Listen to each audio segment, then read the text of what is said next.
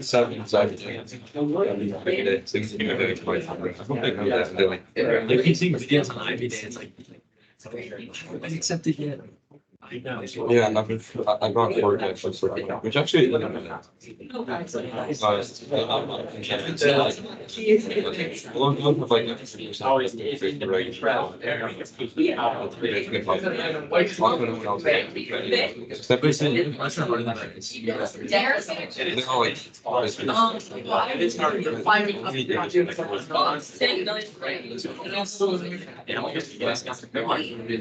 And then covered up. It's to be a paper culture. I can't be the like six football legacy. It might be.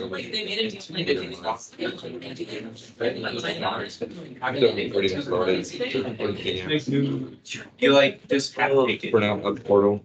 Yeah. Been a Panac. Never had the broad.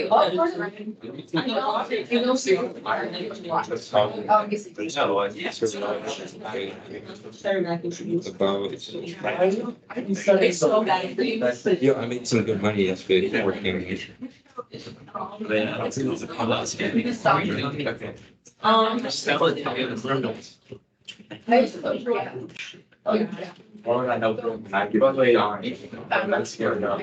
So we had to see it, and then like I wanted to get our boss.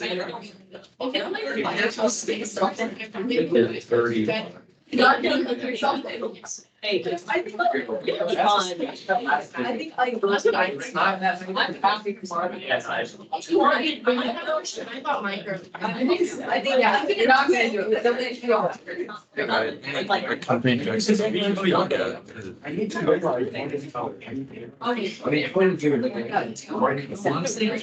Not true. Let's Yeah. does everyone have this new packets? Mine not too, but if you know it. Oh, but you want to. And you just like. Yesterday? Yesterday. Oh, yesterday, yeah. Okay, that's. Keep an eye for that. No, right, the same one, anyone still, didn't get from any packet from yesterday? Whatever you have. And I guess it'll be. So, I wanna, kind of highlight some of the concepts that we covered at the beginning of, this semester, such as integration by parts. Improper integral, maybe we're more familiar with, partial fraction, Euler's method, logistic model. And then tomorrow, I will go over, I'll focus mainly on the polar area, since, I think that's a good one to focus on. So,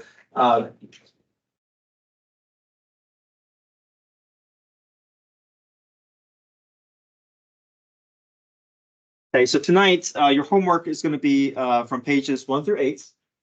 And then tomorrow I'll highlight some polar problems, but the rest of the packet to be is going to be due Tuesday after break. So let's go to page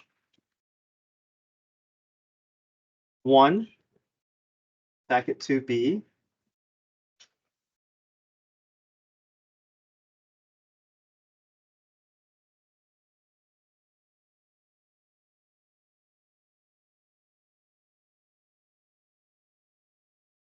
So integration by parts is best used when you have functions that are from different families. Like if I have like a polynomial and a log, or if I have like a trig and a polynomial, it's kind of like it's a rearranging of the product rule from the integral perspective. So let me go over. Oh, and by the way, you guys do have the key for this already. The key for packet 2B is in the key for 2A. So I put the key packets together for 2A and 2B. So function f is continuous, has a continuous second derivative. The table gives the values of f and its derivative at selected values of x. So we want to find the integral of x f double prime. So we see these are, can't quite go use substitution. These are kind of two different families of functions. One is in power rule and the other is in function notation. So here's the general.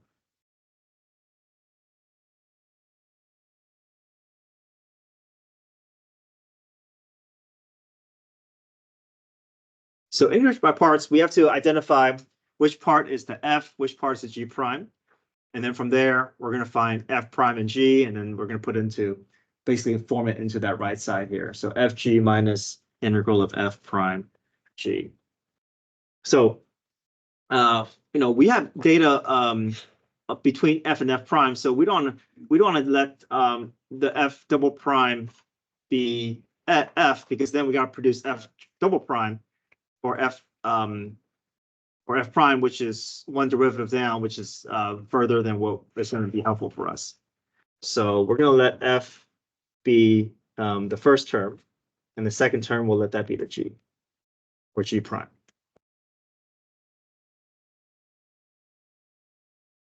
On the f side of things, we'll find f prime. On the g prime side of things, we'll take the antiderivative. All right, so f prime equals 1. And then g is equal to f double prime. Sorry, f prime. We're going to take the antiderivative here.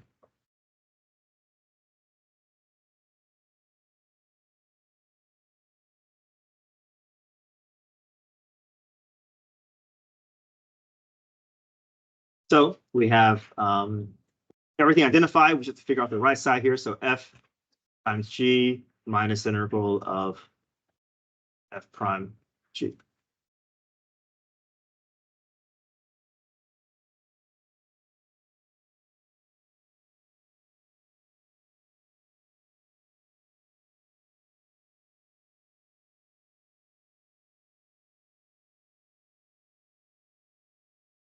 Okay, this part is complete, but we can finish off this part. Now it's just f prime. The integral of f prime is just f.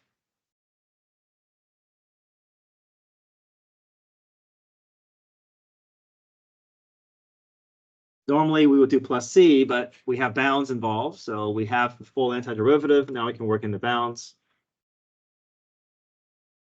Upper bound first, minus lower bound, and then we can use the table of values to clean that up.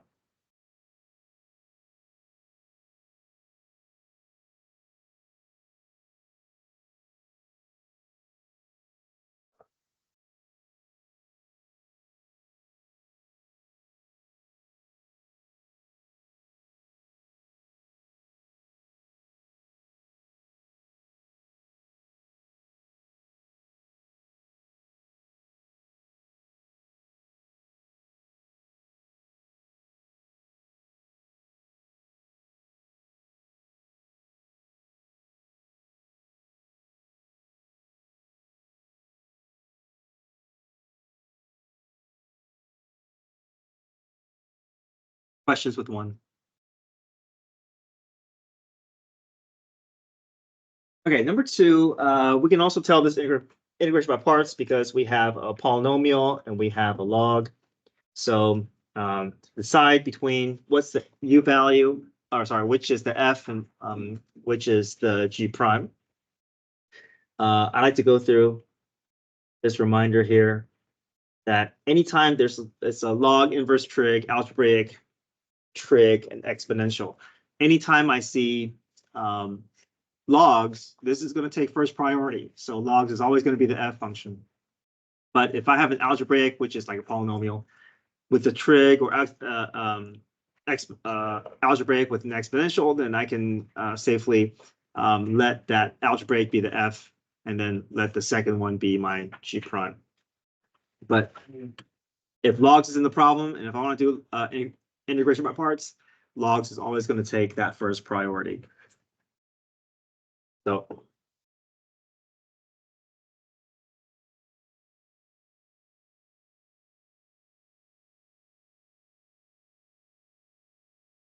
on the f side, we'll find f prime. On the g prime side, we'll find the antiderivative.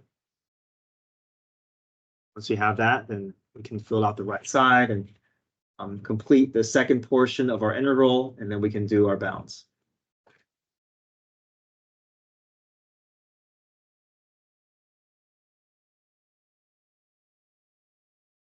Okay, after you guys are done with 2, we can go to the next page. I want to just kind of jump around and highlight different concepts during class today.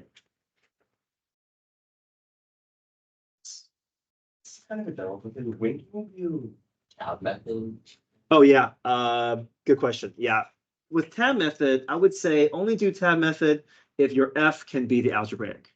Okay. Yeah, so if your X can be your algebra, yeah, if your F can be your algebraic, then yeah, the tab method is perfect. But if it's logs, then we're going to do integrals. Yeah. But you're right, the tab method is great, especially if you have a nested integer derived parts where you don't want to have to go through IBP within IBP. So yeah, I don't think I have any of those examples on here though.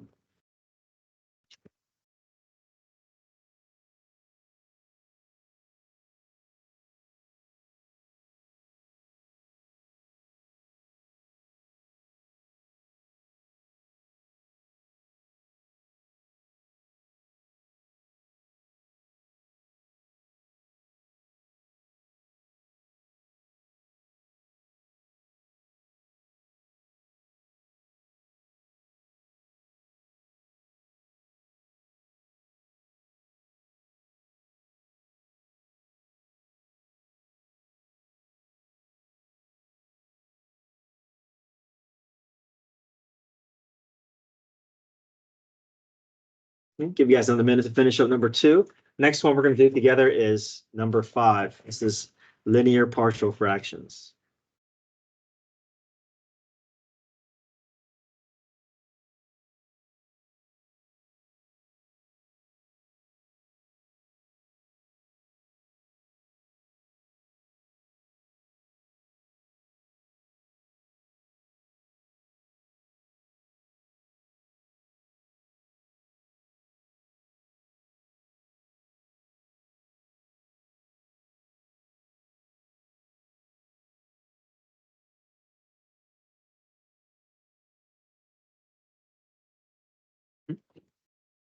Problem. We know something's on the bottom half, even though you never like said here.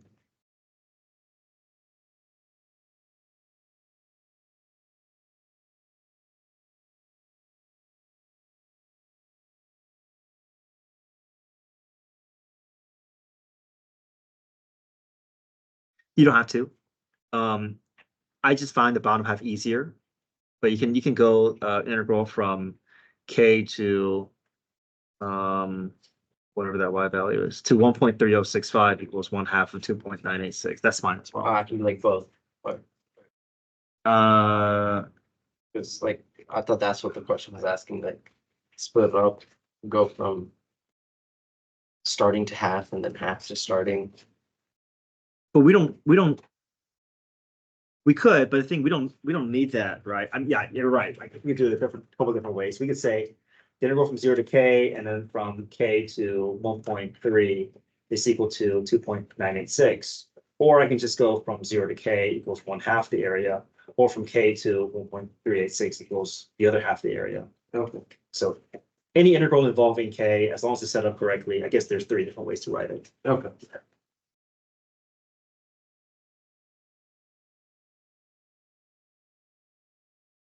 Okay, page 3. Let me go over number 5 with you.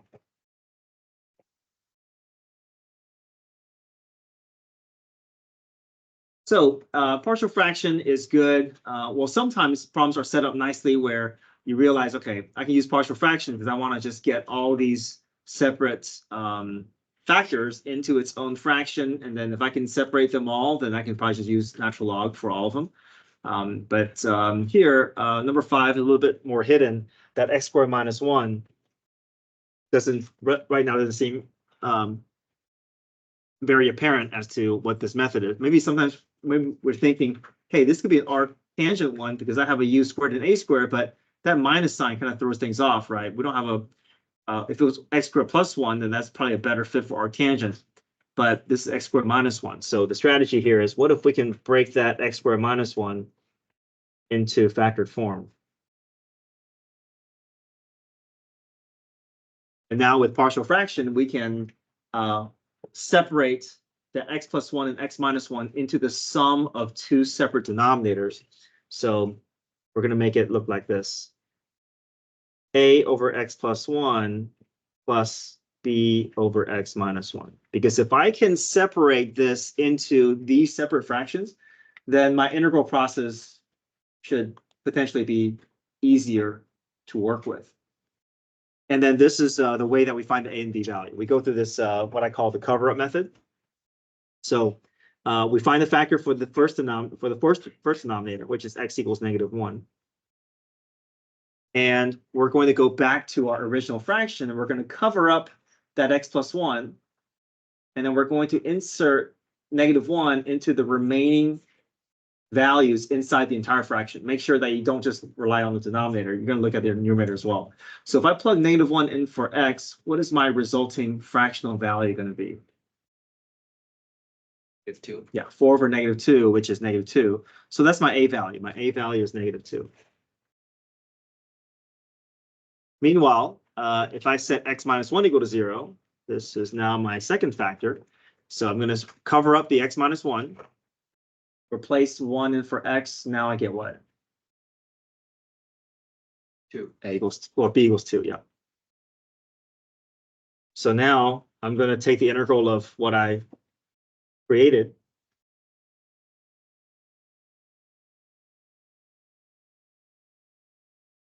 If you look, it's a lot easier, right? Now I can just do u substitution for both of these. They're both going to end up being 1 over u du, which is natural log.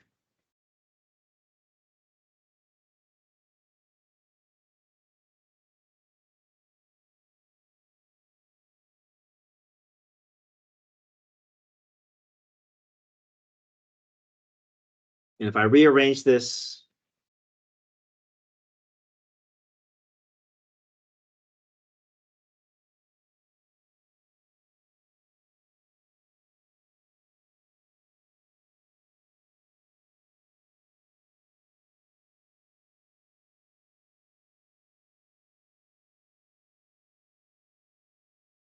if I look at my answer choices, looks like they're using log properties to merge together. So there's a minus between my two logs. I can think of this as natural log of a minus natural log of b, the same thing as natural log of a over b.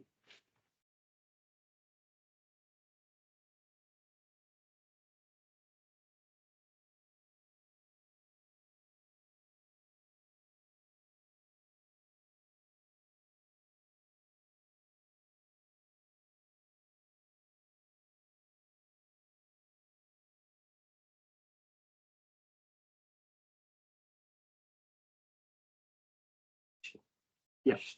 Mm-hmm. Good. Yeah. Good. Thank you. Here, cos of x intercept at like some negative number. I checked out calculators, but I don't know like why would it be zero? Like how do you know? Like I don't want to just assume visually. Mm-hmm.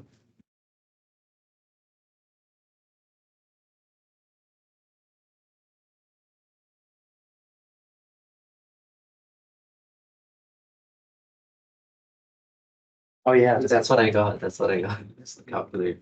That's a good point. Yeah, we can't assume. Yeah, you're right. We shouldn't assume that is 0, especially if it's calculator active. Let me check. Maybe I had it wrong. Maybe it is zero because if it just cross in some earlier spots,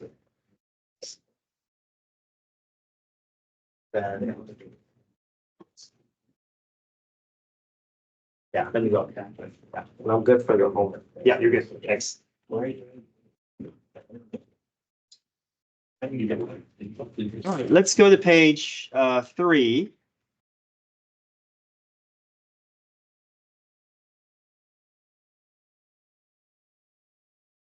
So with improper integrals, sometimes they're easy to spot, especially if there's an infinity involved. But sometimes improper integrals, we also need to involve improper integrals if the bounds are landing at an asymptote or if there's a break where one of the bounds are. So for instance, this one doesn't look like it's a big issue, but you see how if I plug -3 in for x, there's actually a vertical asymptote at -3. So that is a bound that is undefined. So we need to approach -3 from one side, which is involving improper integrals. So let me go over. So I think, sometimes we got to be careful, especially on your BC exam. If you see like a definite integral problem that feels like a little bit too straightforward, right? Just be aware that, wait, is this something involving improper integral? Pay attention to that denominator. Sometimes your denominator is hiding an asymptote. For instance, like number 8 as well, right? 0 to 4. It looks like you kind of just jump into your rule initially, but you see how there's asymptotes at 0 and at basically at 0, and that 0 is going to cause us to have to involve improper integrals there.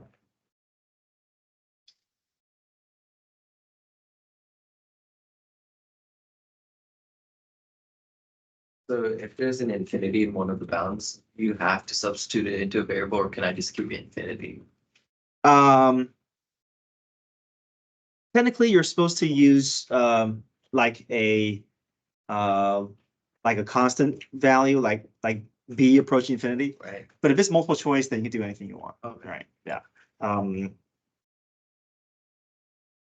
Okay. So let me do number 1 and A and B with you. I think B is also good practice for this. We can do tab method. So maybe we can practice doing tab method with this one here. But let's start off with page 3, 7A.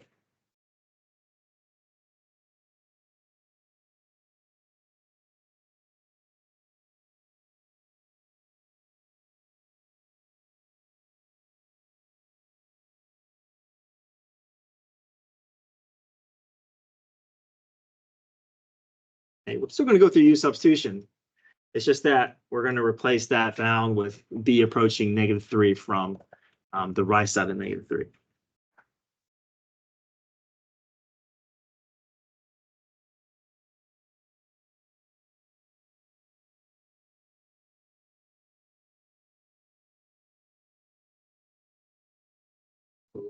That's a discontinuity. Yeah.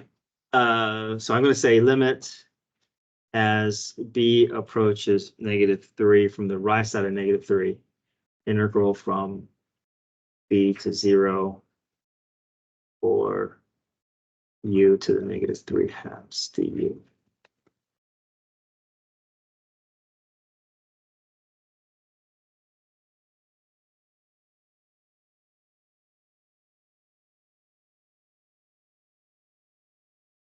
From there, I can go through power rule.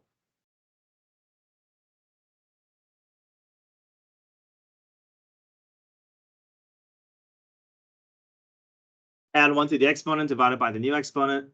I get -8u to -1/2. Bring the u back into my antiderivative, plug in my upper and lower bound. -8 over √3, that's fine. 8 over root b plus 3. If we imagine what's happening here, let's say we pick like negative 2.99999, right? So that's going to basically make my denominator smaller and smaller, right? Imagine -2.9 and then followed by 29s. That's going to be if my denominator is getting smaller, that means my overall fraction is getting larger, which means that's going to infinity, which means that it diverges.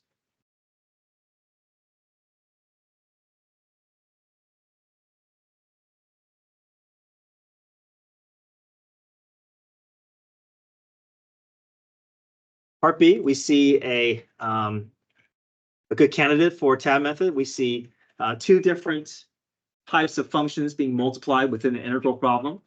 Obviously, there's also improper integrals with that infinity there, but we can do the integral process using tab method, even though we could just do integration by parts. But I think anytime we see an algebraic option for our f, then we'll prefer probably tab method. So the way we do tab method is we create 2 columns. first column is going to be your algebraic, which is x. Second column will be your g prime, which is e to the negative 4x. The left column, you're going to find the derivative until you reach 0. The right column, you're going to take the antiderivative until you reach the same number of times that the left side took to get to 0. We're going to multiply diagonally, starting with the upper left corner, and then you're also going to assign alternating signs. So positive minus positive. So positive x times 1/4 e to times negative 1/4 e to the negative 4x minus 1 times 1/16 e to the negative 4x. We can then evaluate that between 1 and b. And if we plug infinity into our denominator values, they will produce larger and larger denominators, which is going to 0, which converges. So we can have converging solution for this improper interval.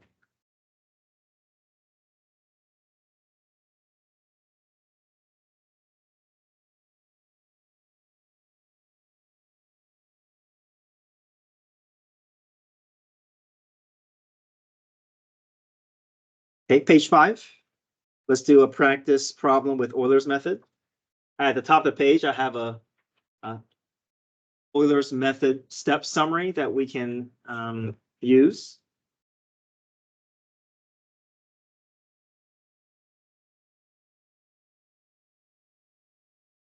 Yeah.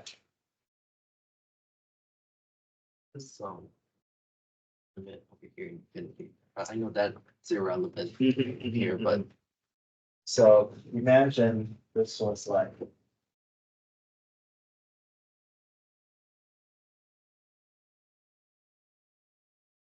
If I keep adding more 9s to this, what's happening to this value? it's getting closer and closer to 1. I don't know. It's getting smaller. So what happens if the denominator is getting smaller? The overall fraction is. It's bigger. Bigger. So I don't just directly substitute it and like see. Well, if you do direct substitution with -3, you're gonna get 0, right? But Right. so if you approach 0, you're gonna pick numbers close to 0, like. Oh, and then I see if it's positive, negative. No, we do that if you're doing limits. But with this, all we want to know is this going to be a real number or is it infinity? That's all you're doing with the proper intervals. Okay. Yeah. I think what you're thinking about is that problem like this.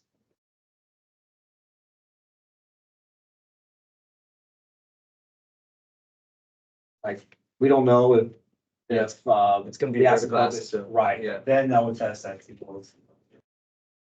Then plus or minus is positive negative.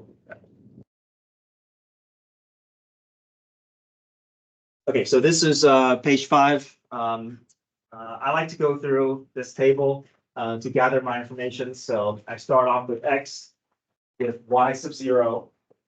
Y prime is usually what's given to us, and then we have to kind of step through. Basically, we're doing like linear approximation over the course of 3 to 5 different steps. Your delta x is going to be the change. And just be aware that if my b value is smaller than my a value, then my delta x is going to be negative. So I saw that on the test where some students' delta x were incorrect in terms of positive and negative. Your delta x is not always positive. If you're trying to approximate a value that has a smaller x value, right? You start off with f of 2 equals 5, and you're trying to get to f of -2, then your delta x is going to be negative because your b minus a over n is going to be negative. Okay. So this is how we can start. Number 11. This is on page 5. So I have my x, my y, my dy dx, and then my linear approximation here. Y equals y sub 0 plus y prime. That's my dy dx times delta x. So in this case, my delta x actually ends up being negative because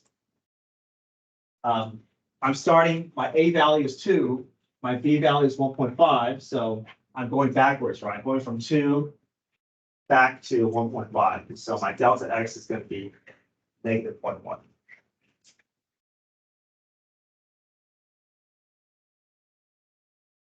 Okay, so my initial order pair is 2, 3. Take that order pair 2, 3, insert into my slope formula. That's going to be a slope of 1. And then my y is going to be my initial y plus the slope times delta x. Once I have my new y value, I'm going to update that y value to my second row. And then I'm going to use my new x and y value for my d by dx.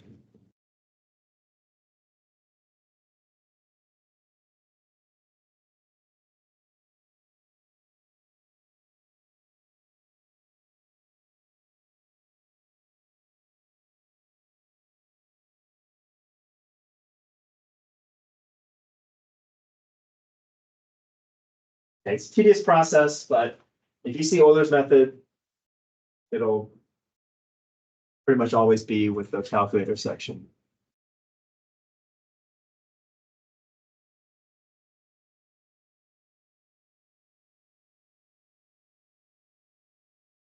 That's good. Doesn't appear on a multiple choice, right? Okay. Multiple choice on calculator. No. Or if it's non-calculator, it'll be something that's either doable without a calculator, or it'll be something where it's just asking you for the setup. It's like, okay, what is a proper setup for a problem for the first 2 steps or something like that. That's for a multiple choice problem. That takes a while. It does, yeah. But if it's multiple choice, typically it wouldn't be like 5 steps. It'll be like 2 steps, like that.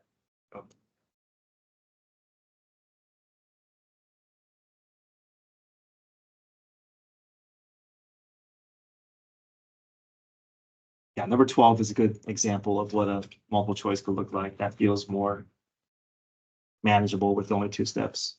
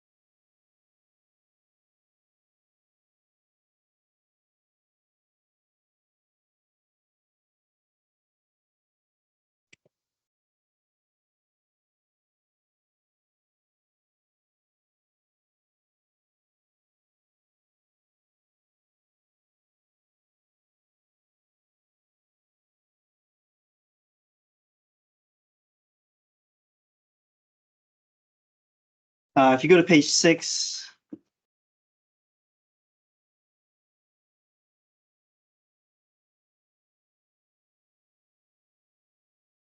let me touch on logistic models with differential equations.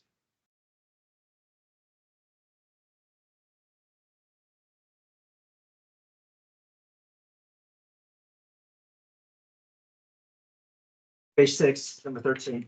The size of bird population is modeled by a function p that is a solution to a logistic differential equation. Anytime you see a logistic differential equation, you know that your graph's going to look like this. It's going to kind of have this this curve shape where you start off with concave up, and then it hits the maximum slope, which is your point of inflection, and it's going to kind of flatten out with the concave thing.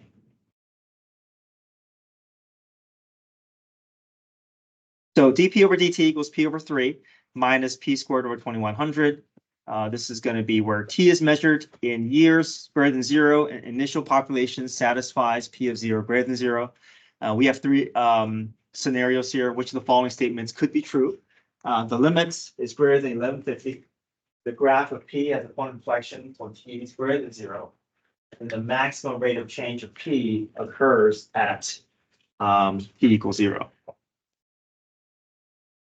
So I like to get it into this form so that I can kind of see where my limiting factors are, and also any coefficients that I can pull out in front. So I can pull out a coefficient of 21 or P over 2100, or 1 over 2100 P, which leaves me with 700 minus P. So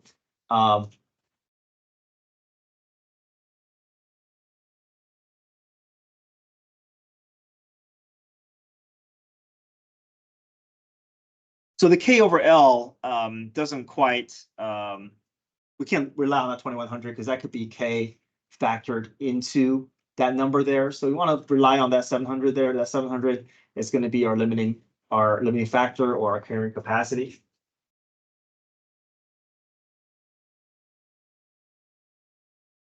So my carrying capacity is 700. That means the limit of the bird population is going to be approaching 700. So approaching greater than 1150, that can't be true because we have our limiting factor, our carrying capacity being 700.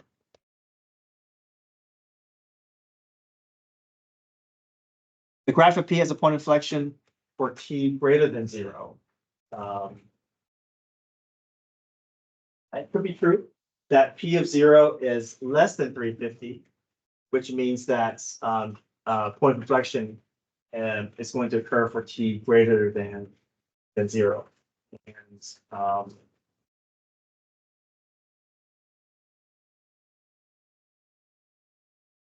so we're not guaranteed that 0 is going to start here, right? 0 could start, right at the point of inflection, which it says that, the third option is the maximum rate of change of P occurs at T equals 0. Okay, that could be true. If P of 0 lands at that point of inflection there, then if P of 0 is greater than 350, the solution curve is concave down. The max of dP over dt could occur at T equals 0, because we know the max rate or the max slope is going to be at that point of inflection. So it's possible that the max rate of change occurs at 0 if 0 starts right at that point on the curve.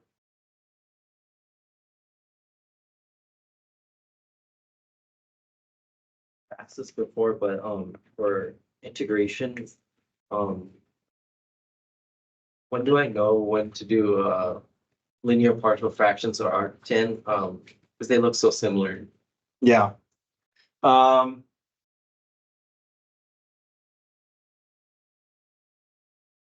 look at the sign in between. This kind of gives away that this is du over a squared plus u squared. There's a gap here, and this will be arctangent. But if it was 1 over x squared minus 1, then that rules out arctangent, because that minus sign cut those things off here. We need the sign. So this is going to be a partial fraction. Oh.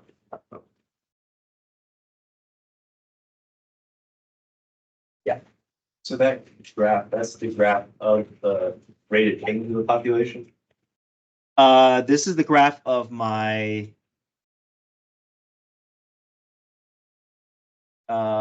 P of t function, which the dPdt will tell us the rate. Well, sorry, yeah. So we don't have the original function in front of us. If we were to solve this differential equation, it'll look something like this.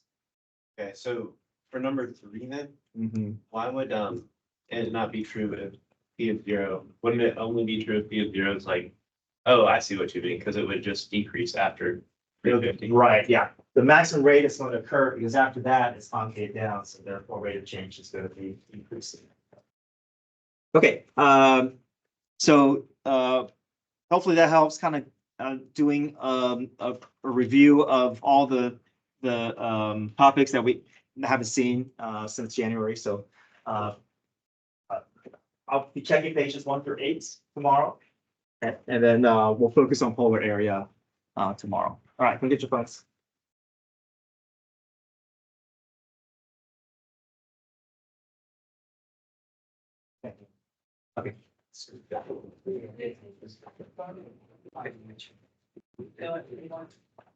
No, it's one. I want it. Great. I'm not gonna be here tomorrow. Reminder. That's fine, it's to show everything for me on Tuesday. Yeah. So I barely memorize differential equations, like decay. I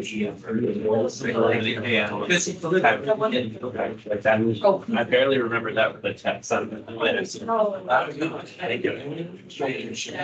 You remember there were like four? Yeah. And how like that we had. Yeah. It seemed, think about it, because shouldn't be that bad. Yeah. It's so much. Let's do it 2 weeks.